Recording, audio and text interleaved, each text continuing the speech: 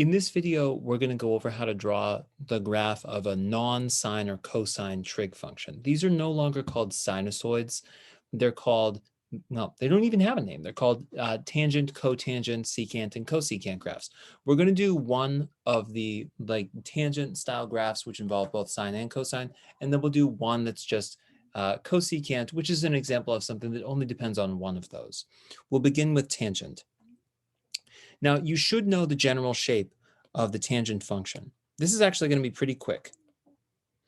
The general shape of the tangent function is that it has these asymptotes at the points where cosine is 0. So that would be here. There are asymptotes at those points, and I'll get another one on the left here for negative pi over 2. So this is the original tangent function, and it's 0 when sine is 0. So at 0 and at pi, this is equal to 0, and at negative pi over 2, 3 pi over 2, that's when it has its asymptotes.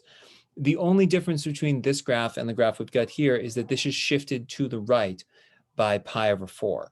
So the only thing that needs to change is that everything here needs to shift over by that amount. So this is going to be just as easy. We're going to put the zeros not at 0, then pi. We're going to put them at pi over 4. And then where will the next one be? Well, pi after pi over 4 is 5 pi over 4. So 1, 2, 3, 4, 5 pi over 4. That's the next asymptote. Or no, sorry, the next 0. So it will go through 0 here and here. And halfway between the zeros, we should always have an asymptote. That's part of the way that the tangent graph behaves. So we'll have a asymptote right there at, where is that? This is pi over 2, and then this will be 3 pi over 4. So that's at 3 pi over 4.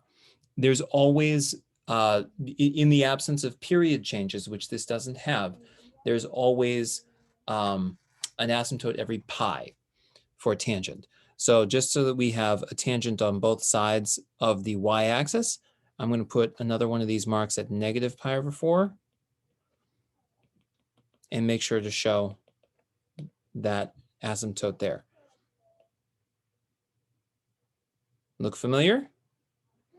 It's just the graph of tangent moved to the right by pi over 4. I could continue drawing this, but I don't have the asymptote there. It is going to be over here somewhere. All right, no problem. For the next one, you need to know the general shape of cosecant. That's that it has asymptotes where sine has zeros. And this will be that graph moved to the right by pi over 3. So this is right by pi over 3. The other change is that this goes to 2 and negative 2, not 1 and negative 1 like cosecant usually does. Aside from those, everything here is the same. Let's see if we can draw this without needing to depend on the initial graph of cosecant. Cosecant has an asymptote usually at 0 because sine is 0 there. So I'm going to have at pi over 3. That's going to be where there is a vertical asymptote. How often does cosecant have those vertical asymptotes? It has them every pi because that's how often sine is 0. So after pi over 3, 2 pi over 3, 3 pi over 3, 4 pi over 3. That's where there will be the next one. And then 5, 6, 7 pi over 3. That's where there will be the next one.